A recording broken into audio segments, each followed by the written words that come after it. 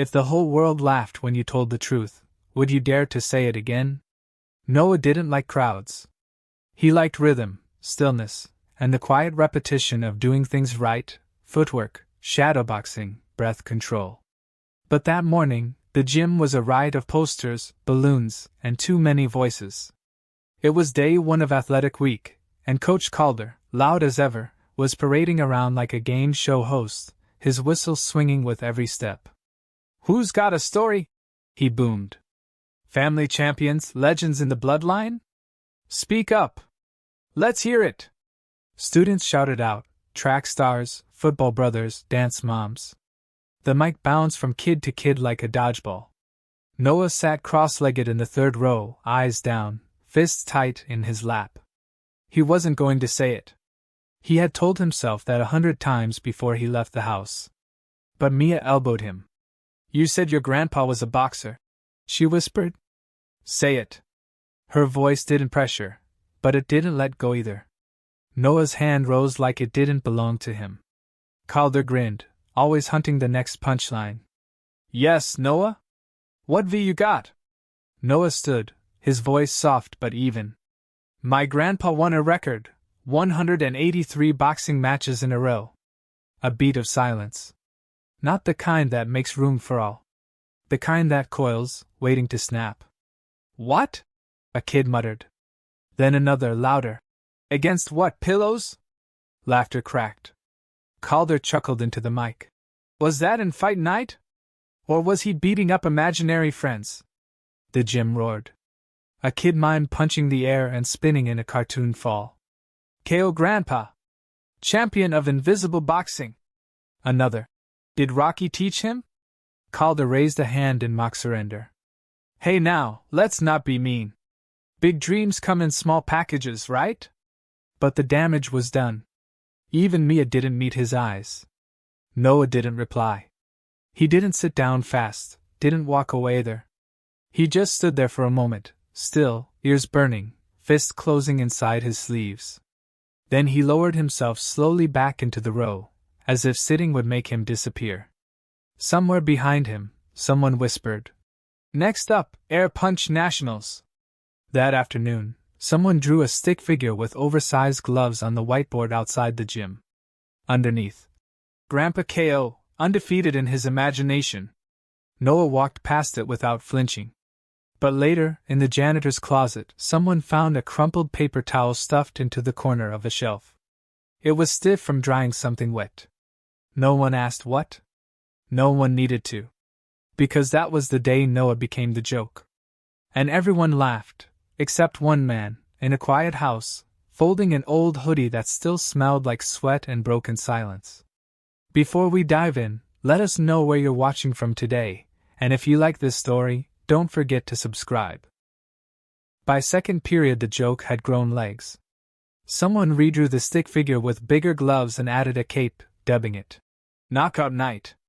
By lunch, it was printed on paper and pinned to lockers, water bottles, even the back of Noah's chair.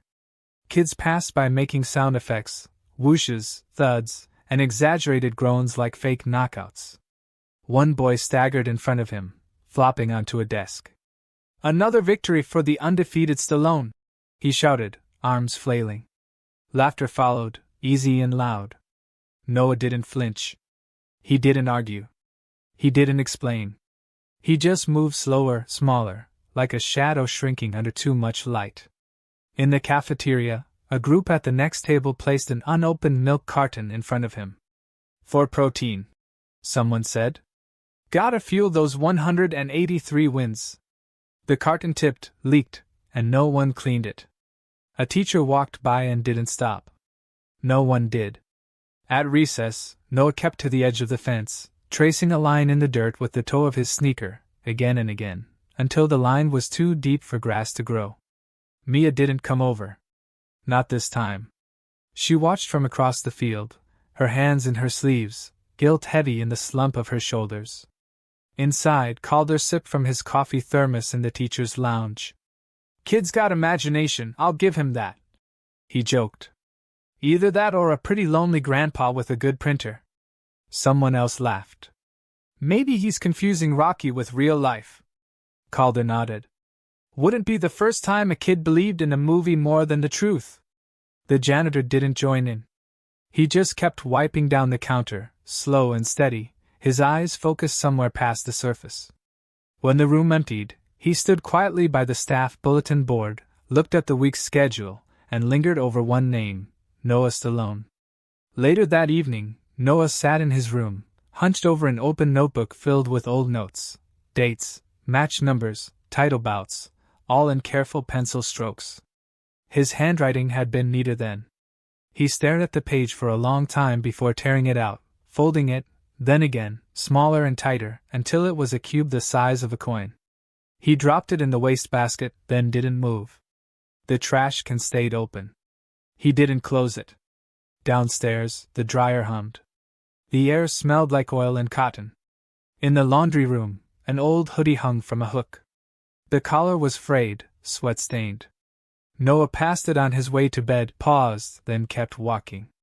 He didn't touch it, but something in the way his shoulders dropped suggested he wanted to. The hoodie stayed still. So did the silence that followed him up the stairs. The next morning, Noah barely spoke. He moved through breakfast like a ghost, spooning cereal into his mouth without tasting it. Across the table, his grandfather didn't push. Sylvester Stallone had long since learned the weight of silence, the kind that settles between men who've both been hit too hard to speak first. Instead, he wiped grease from his fingers with an old rag, folded it neatly, and set it beside his plate. "You didn't sleep," he said softly. Noah didn't respond. He didn't need to. His eyes were rimmed with the kind of red that comes from holding in more than it lets out. Stallone took his coffee black, slow sips between long pauses. Then, gently, "Did you say it out loud?" The boy nodded once, barely visible. "Then it was a strong day," Stallone replied. Noah blinked, confused. But the older man didn't explain. He didn't have to. Some truths weren't for defending, they were for surviving. After Noah left for school, Stallone stood for a while in the quiet. The kind of quiet that rings when memory starts knocking. Eventually, he made his way to the garage. The room smelled like dust, old leather, and something older still, failure, maybe, or the kind of pain that earns you nothing but sleep. He opened the steel trunk by the workbench, the one he hadn't touched in years. Inside was a bundle wrapped in a brown towel, the fabric stiff from time. He unrolled it slowly. Out came the gloves, black leather, worn thin at the knuckles, one strap held together with duct tape. He set them aside. Beneath them was the photograph, Stallone, 1983, face bloody but smiling, arm raised by a referee, the crowd behind him a blur of mouths wide open, fists frozen mid-cheer. And beneath that, folded carefully, the certificate. Sylvester Stallone. 7-time regional lightweight boxing champion. The seal was faded. The corners curled. He pulled it out anyway. At the bottom of the trunk, wrapped in a sleeve of cloth torn from his old gym bag, was the belt. It wasn't golden. Not anymore. The leather had dulled, the embroidery frayed. Only one thing was still legible, 7X Champ. He ran his thumb along the stitched letters. His hand trembled, not from age, but from the memory of the fight he hadn't won. The one that ended the streak. The one no newspaper printed. He could still hear the bell, still feel the mat under his back, the silence of the crowd who didn't know what to do when the legend hit the floor. He didn't get up right away. That was the hardest part. Not the fall. The hesitation. In the garage now, he stood over the belt and didn't smile. But his jaw set, just slightly. Because maybe some legacies aren't about perfection. Maybe they're about the weight you carry long after people stop watching. Upstairs, the dryer stopped. The house held still. So did he. Coach Calder always liked a crowd. The more eyes on him, the louder he got, the more important he felt. That Thursday, he stood at center court with a whistle in one hand and a grin that didn't reach his eyes. The gym was buzzing, kids in color-coded t-shirts shifting on the bleachers, teachers standing along the wall pretending not to be tired. Calder clapped twice. "All right, folks. he called. "Today's gonna be fun. We're going to see what our very own boxing royalty can do." Some kids laughed already, knowing exactly who he meant. Noah sat near the edge of the bleachers, legs drawn in, arms crossed. His name wasn't said, but it didn't need to be. Calder turned toward him with mock surprise. "Noah," he said, voice pitched just loud enough to carry. "Care to show us a few moves? After all, 183 wins must leave something in the blood, right?" He tossed a pair of old red mitts across the court. They skidded and landed by Noah's shoes. There was a pause built not on suspense, but expectation. The kind that waits for someone to stumble. Noah didn't speak. He reached down, picked up the gloves, and stood. His movements were deliberate, not dramatic. A hush fell, not out of respect, but the kind of curiosity that smells of cruelty. He walked to the middle of the gym, slid his hands into the mitts. They were too big, the seams worn. He lifted his hands, formed a stance, not perfect, not confident, just real. Calder raised an eyebrow. "Look at that, form and everything. Grandpa must have taught ballet on the side." The room broke open with laughter. Noah stood still. He didn't blink. Calder chuckled again, gesturing. "How about a kick? Or do boxers float now?" Another burst. Noah took a breath, stepped, and swung a low roundhouse, nothing flashy, just the memory of something half-remembered. His balance broke. He stumbled, caught himself, didn't fall, but close enough.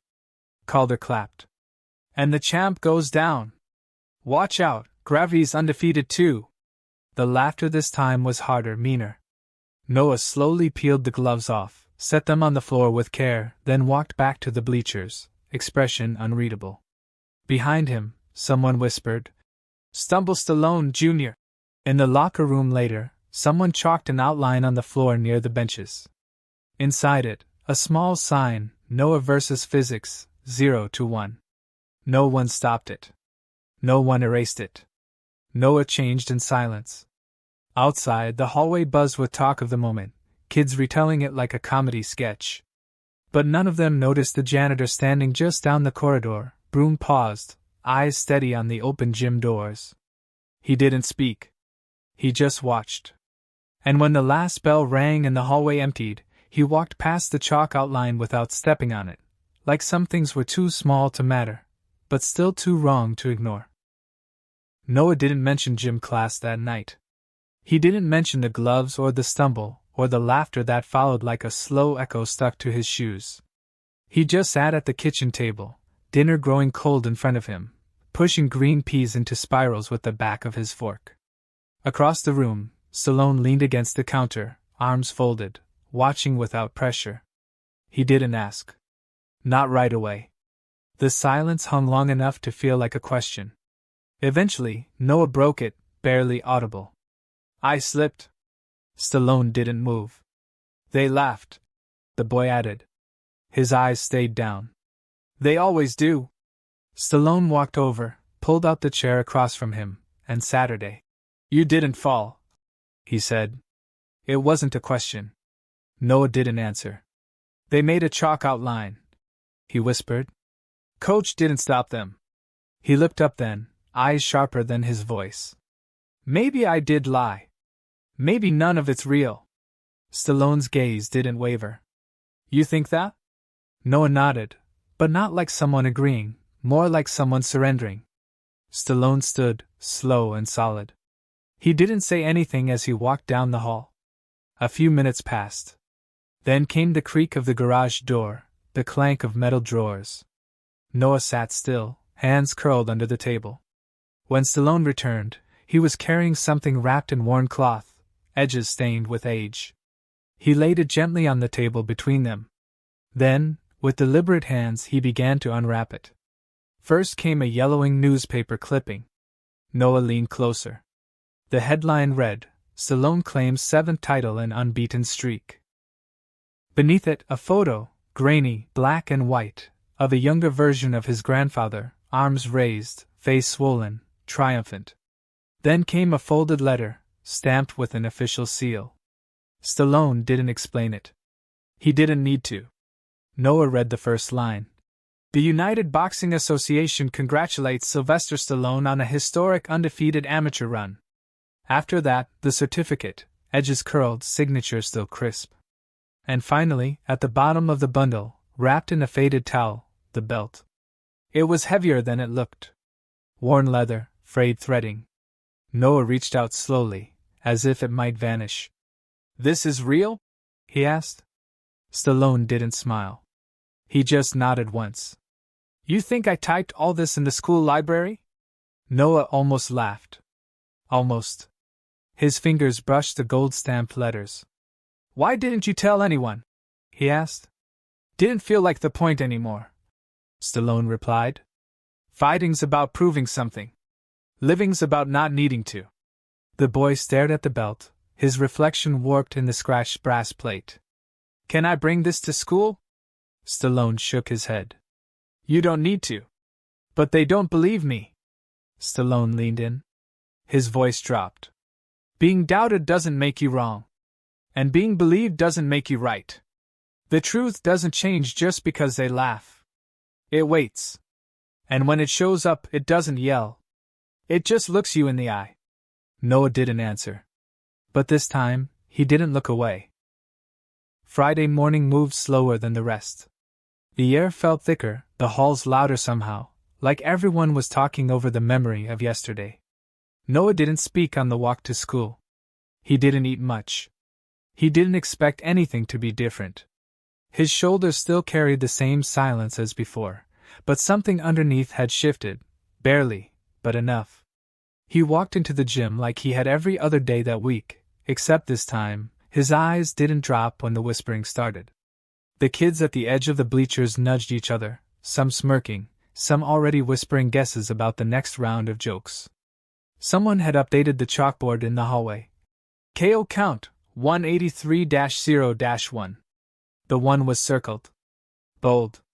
At the front of the gym, Coach Calder flipped through a clipboard, pretending to look busy while watching Noah out of the corner of his eye. Big day, he said to no one in particular. Maybe we'll get another show from the champ. A few kids snickered. Noah said nothing. He sat near the back, hands folded, gaze steady. Calder raised the mic to start the announcements, his voice as bright and performative as always. Welcome to Day 4 of Athletic Week. We've got local guests, fitness demos, even some brave parents who think they still got it. The students clapped half-heartedly, bored already. One kid in front muttered, Wonder if Rocky's ghost is showing up too. Another whispered, Maybe he's bringing the belt this time. Calder scanned his list with theatrical flair. First up, Officer Ramirez with the police K-9 unit. Applause, barking, flashes of mild excitement. Then a yoga instructor with too much energy and a parent who tried to juggle soccer balls and failed halfway through. By the time the third guest finished, the crowd was already restless. Calder leaned into the mic again, grinning. Now for our last surprise guest. He drew out the pause. Someone with a rather legendary legacy, depending on who you ask. A few kids laughed, ready to pounce. Let's see if the stories hold up. He turned to the doors with mock anticipation. Do we have Mr. Stallone in the building? The gym buzzed, part humor, part curiosity, part something heavier that no one could name. And then movement. The front office intercom clicked on, abrupt and static. Visitor at the front desk for Noah Stallone. Calder froze. Heads turned. For a moment, no one said anything. Noah stood, not quickly, not dramatically, just calm. He walked past the rows of students without rushing, his hands at his sides steady. Calder glanced toward the entrance, brow furrowed. Outside, beyond the glass doors, a man stood with his back to the school wall. Denim jacket. Black case in one hand. The other tucked into his pocket. His posture didn't ask permission. It simply waited. The noise in the gym softened, like a room collectively forgetting how to breathe. Noah didn't look around. He just kept walking. The door opened. The hallway seemed smaller than usual. But that didn't matter. The moment had already started. The double doors swung open with a slow creak that somehow sounded louder than the mic Calder dropped into its cradle. Sylvester Stallone stepped into the gym like he didn't need to introduce himself, like the weight of who he was entered 3 steps ahead of him. No fanfare, no swagger, just boots pressing steady against polished hardwood, and a black case hanging from his right hand like it had a purpose too heavy for words. He didn't glance around. He didn't smile. He walked straight towards center court while the room shrank around him. Laughter dried in throats. Whispering curled in on itself. The smirks folded under the pressure of something real. Calder stood frozen, clipboard still in one hand, the other hovering like it wasn't sure what it was supposed to be doing. Stallone stopped in the middle of the gym. Silence followed like a shadow. Then he knelt, slow and sure, set the case on the ground, and unlatched it. Inside was a wooden plaque, aged, but polished. He lifted it like it mattered, turned it toward the crowd. Light hit the gold engraving just enough to be read, Sylvester Stallone, National Boxing Hall of Honor, 183 undefeated amateur bouts. 7-time regional champion. 1 final loss. Countless returns. It didn't glitter. It didn't gleam. But it weighed. He placed it gently on the scorer's table, then looked up, not at the students, not at the whispers, but straight at Calder.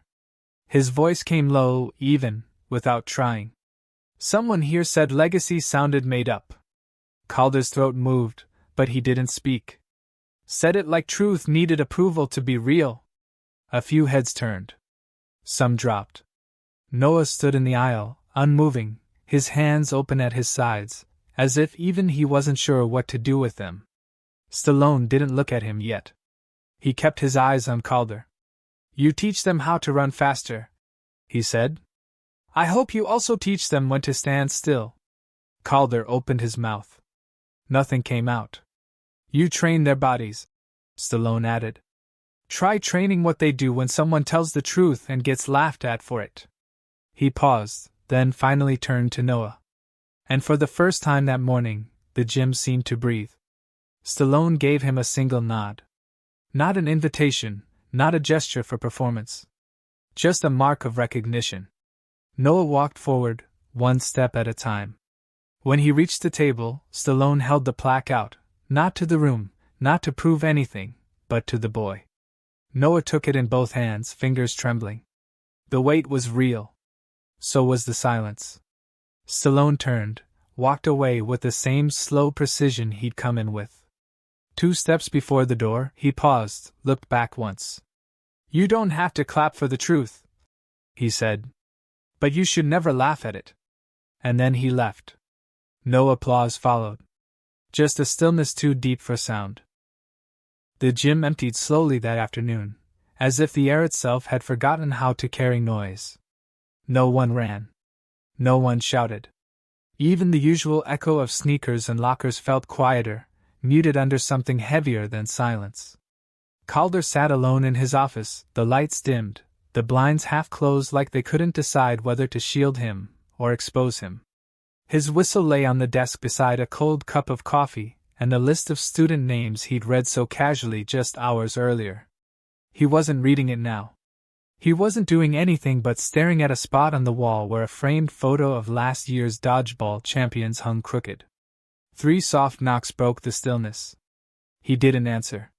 The door opened anyway.